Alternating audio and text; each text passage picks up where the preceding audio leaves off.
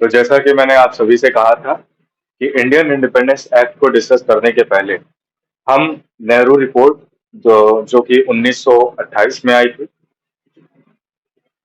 और साथ ही कुछ इम्पोर्टेंट जो और भी चीजें हैं, जैसे कि ये रह गया था एक टॉपिक कम्युनल अवार्ड। ठीक है, इन सभी को डिस्कस करते चलेंगे। कोई भी चीज अपने तरफ से छोड़ने का पूरा प्रयास, मतलब प्रयास नहीं करेंगे। ठीक है, तो आइए डिस्कस करते हैं कम्युनल अवार्ड। कम्युनल अवार्ड जो है, ये टर्म या टर्मिनोलॉजी जो है 1932 के दौरान इवॉल्व होती है। 1932 वही दौर था जब ब्रिटेन में या इंग्लैंड में अ, आप कह लें थर्ड राउंड टेबल कॉन्फ्रेंस जो है वो उस टाइम पे चल रहा था। क्योंकि हमें पता है पहला राउंड टेबल कॉन्फ्रेंस जो है वो 1930 में चला, दूसरा जो है 1931 में चला, और तीसरा जो है आपका वो 32 में चलता है। ठीक है, तो 30, 31, 32 तीन राउंड टेबल कॉन्फ्रेंसेस होते हैं लंदन में। किस लिए? साइमन कमीशन की जो रिपोर्ट आई थी उस पे जो भी डिस्प्यूट थे अलग अलग पार्टीज के या ब्रिटेन के खिलाफ इंडियंस के, उन सभी को सेटल आउट करने के लिए तीन जो है राउंड टेबल कॉन्फ्रेंस इनवाइट किया गया, जिसमें इंडिया के सभी लीडर्स को ब्रिटेन में इनवाइट किया गया ताकि वहां पे जाके डिस्कशन कर सकें, और भी कुछ चीजें जो जोड़नी हो जो घटानी हो उन सब पे एक तरह से डिबेट हो सके। और फाइनली उसके बाद हमने देखा था कि गवर्नमेंट ऑफ इंडिया एक्ट 1935 उसी के थ्रू इवॉल्व होके आया। इसी दौरान क्या होता है, ब्रिटेन के पीएम हुआ करते थे उस टाइम पे 1932 के दौरान, रैमसे मैकडोनल्ड। इन्होंने एक चीज इजाद की, कम्युनल अवार्ड। वहां पे मौलिक मिंटो रिफॉर्म में हमने पढ़ा था कम्युनल इलेक्टोरेट, जिसमें मुस्लिम्स को सेपरेट जो है रिप्रेजेंटेशन दिया गया। लेकिन यहाँ पर कम्युनल अवार्ड एक तरह से एक अवार्ड, एक पुरस्कार दे दिया पूरे ही सोसाइटी को। उसी को आप कहते हैं कम्युनल अवार्ड, जो कि रैमसे मैकडोनल्ड के द्वारा दिया गया पूरे इंडियंस को। अब ये क्यों अपने आप में खराब था? इंडिया के परिप्रेक्ष्य में ये उचित नहीं था इसको ऐसा करना, जिसका फायदा गलत तरीके से उठाया जा सकता था। और अंबेडकर जी की देन थी जो ये कम्युनल अवार्ड रैमसे मैकडोनल्ड के द्वारा इंडियंस को दिया जाता है। इसमें क्या होता है कि रैमसे मैकडोनल्ड जो है अंबेडकर जी के निरंतर अनुरोध के कारण, जो कि राउंड टेबल कॉन्फ्रेंसेस में अंबेडकर जी ऐसे व्यक्ति थे, दो ही व्यक्ति ऐसे थे, एक बी आर अम्बेडकर जी और एक थे तेग बहादुर सप्रू जी। ये दोनों व्यक्ति ऐसे थे जिन्होंने तीनों ही राउंड टेबल कॉन्फ्रेंसेस में हिस्सा लिया था। आप सभी को ये जान के हैरानी होगी कि गांधी जी ने सेकेंड राउंड टेबल कॉन्फ्रेंस में केवल हिस्सा लिया था। उसमें भी वो असंतुष्ट होकर वापस आते हैं और विरोध विरोध प्रदर्शन शुरू कर देते हैं, जिसके तहत उन्हें 1932 में ही यरवड़ा जेल में डाल दिया जाता है लगभग साल भर के लिए। उसी दौरान अंबेडकर जी जो है सफल हो जाते हैं डिप्रेस्ड क्लास के लिए कम्युनल इलेक्टोरेट पाने में। ठीक है, इसमें क्या होता है कि जो डिप्रेस्ड क्लास है, एस सी एस टी, इनको भी जो है कम्युनल इलेक्टोरेट दे दिया जाता है, जिसके तहत क्या होगा कि उनका जो रिप्रेजेंटेटिव होगा उस कम्युनिटी का, उसको सिर्फ उस कम्युनिटी के लोग ही जो है इलेक्ट कर सकेंगे या वोट कर सकेंगे। ठीक है, तो एक तरह से डिविसिव जो है पॉलिसी थी ये। इसमें क्या हुआ, माइनॉरिटीज को ये दिया गया, माइनॉरिटीज को दिया गया, या फिर इसे आप डिप्रेस्ड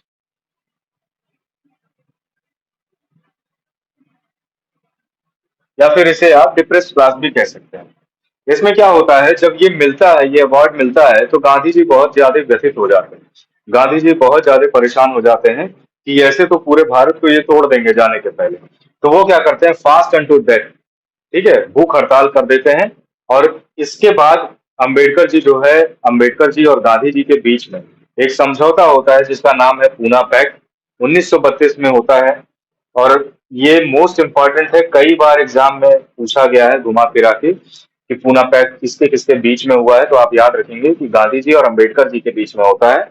इसमें क्या होता है, ये जो कम्युनल अवार्ड है इसे हटा दिया जाता है, लेकिन जो हिंदू सीट्स थी, या फिर आप कहें मेजोरिटी जो सीट्स थी, उसी में कुछ सीटें जो है एस सी एस टी या डिप्रेस्ड क्लास के लिए रिजर्व रख ली जाती हैं। तो एक तरह से पूना पैक्ट में ये समझौता हो जाता है। हालांकि इसका बहुत फायदा नहीं होता है, सिवाय नुकसान होने लगता है, डिप्रेस्ड क्लास को और भी ज्यादा दबाया जाने लगता है, जो आगे इतिहास का विषय है। जब आप इतिहास पढ़ेंगे तो उसमें इसको डिटेल में पढ़ेंगे। लेकिन यहाँ के लिए आप इतना जानिए कि पूना पैक्ट में रिजर्व सीट्स का प्रावधान रख दिया जाता है, कम्युनल अवार्ड को हटा दिया जाता है, बहिष्कृत कर दिया जाता है।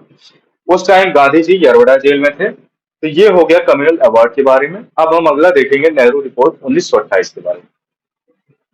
तो आइए हम डिस्कस कर लेते हैं नेहरू रिपोर्ट 1928 के बारे में।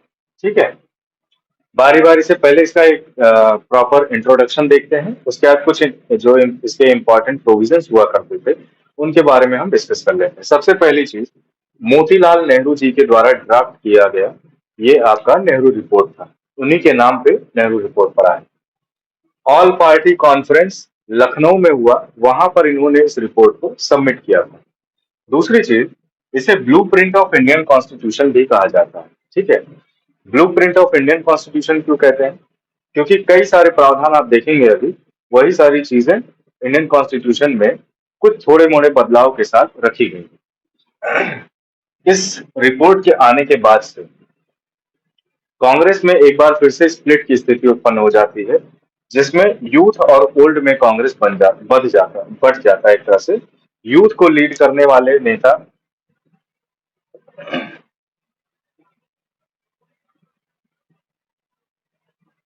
जेएल नेहरू और सुभाष चंद्र बोस जैसे नेता यूथ को लीड कर रहे थे, और ओल्ड में आपके उनके पिताजी एमएल नेहरू जी हुआ करते थे। ठीक है, क्यों बढ़ जाता है? सबसे पहला और अहम चीज, डोमिनियन स्टेटस की जो मांग ये करते हैं, इसकी इस डोमिनियन स्टेटस के फेवर में यूथ लीडर्स नहीं हुआ करते थे। इनका मानना था कि हमें कंप्लीट इंडिपेंडेंस चाहिए, आधा अधूरा आजादी नहीं चाहिए।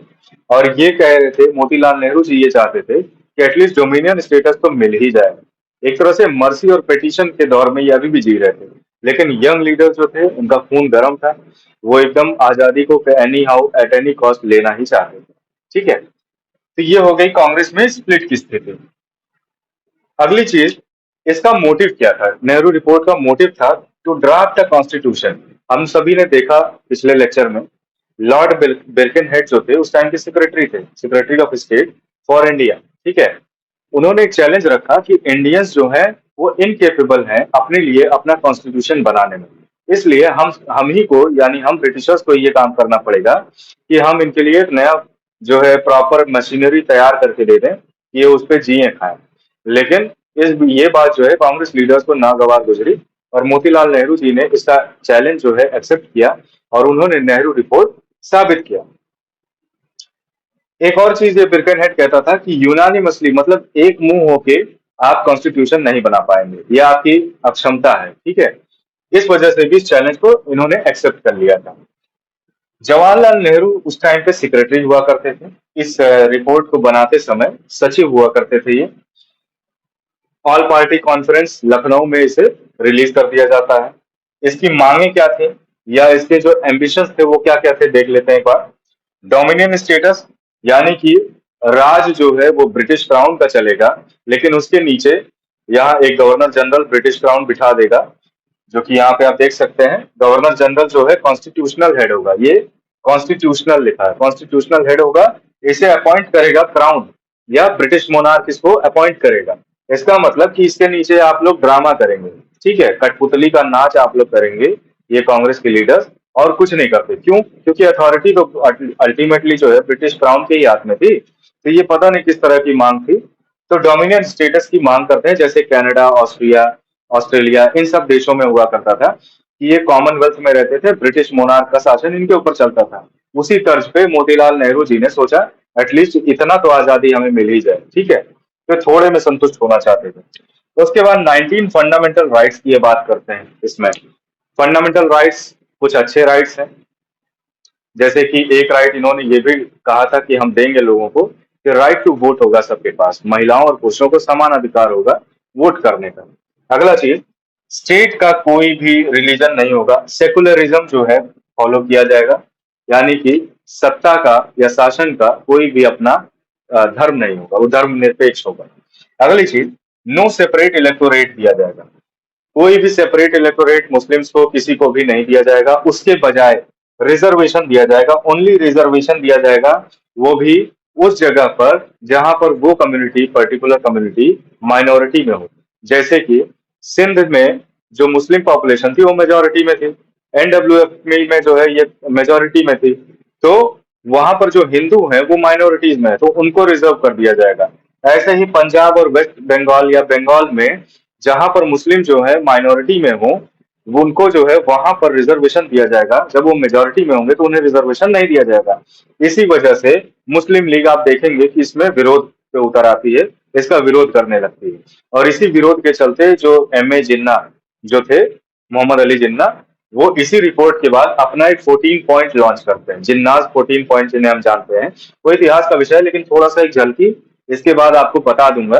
उसमें वो इसमें से चेंज करके अपने हिसाब से उस चीज को रखते हैं जहां पर मुस्लिमों की ही डिमांड को वो आगे करते रहते हैं। खैर आगे देखते हैं। तो इस तरह से रिजर्वेशन दिया जाएगा, सेपरेट इलेक्टोरेट का प्रावधान खत्म कर दिया जाएगा। अगला चीज हमने पढ़ ही लिया, गवर्नर जनरल जो होगा ये कॉन्स्टिट्यूशनल हेड होगा, क्राउन इसे अपॉइंट करेगा इंडिया में, ठीक है। अगली चीज सुप्रीम कोर्ट के एस्टेब्लिशमेंट की बात इसमें कही जाती है।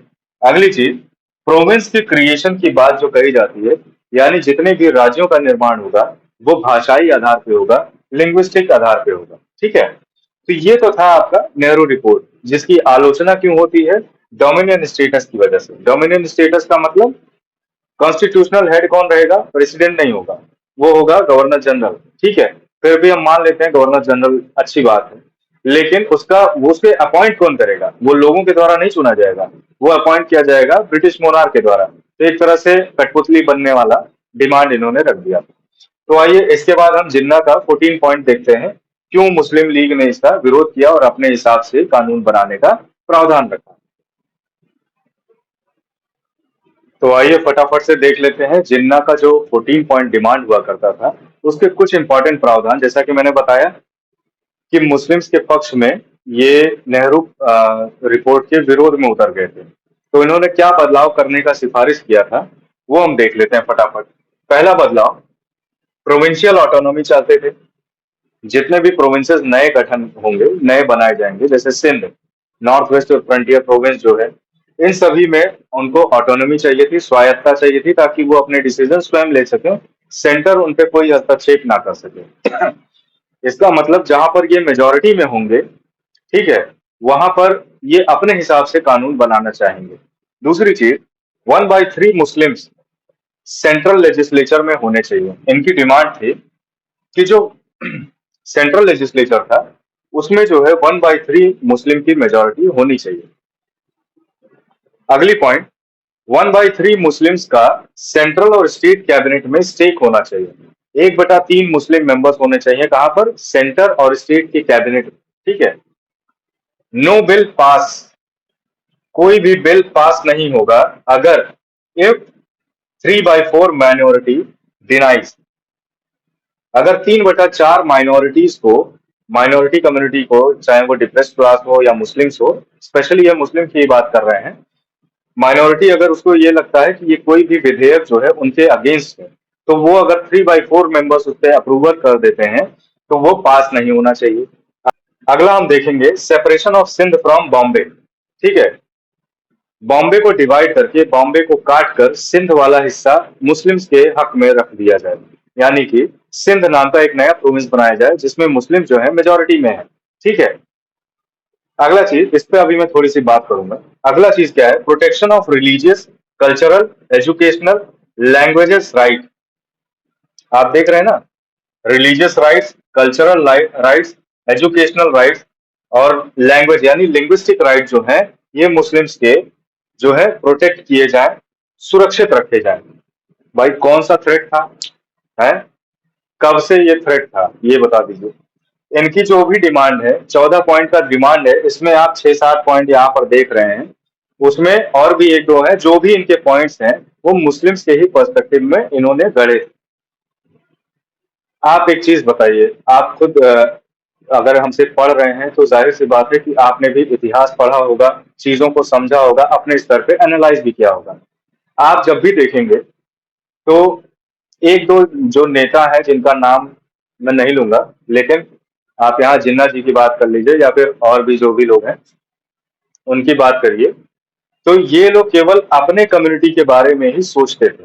कोई भी विषम परिस्थिति हो, कुछ भी हो, ब्रिटिशर्स भले ही इंडिया के टुकड़े करना चाहते हों, डिवाइड एंड रूल खेल रहे हों, उससे मैटर नहीं करता। ये सिर्फ अपनी कम्युनिटी के बारे में सोचते थे, अपनी कम्युनिटी के बारे में मतलब प्रावधान बनाना चाहते थे या फोर्स करते थे, दबाव डालते थे। जबकि आपने और हम सभी ने देखा है कि जितना अदर सेक्शन ऑफ सोसाइटी उस टाइम पे जो हुआ करती थी, चाहे वो हिंदू हो, सिख हो, जो भी हो, जैन हो, जो भी हो, जो यहाँ प्रेजेंटली इंडिया में उस टाइम पे थे, उन सभी ने बराबर हिस्सा लिया आजादी की लड़ाई में।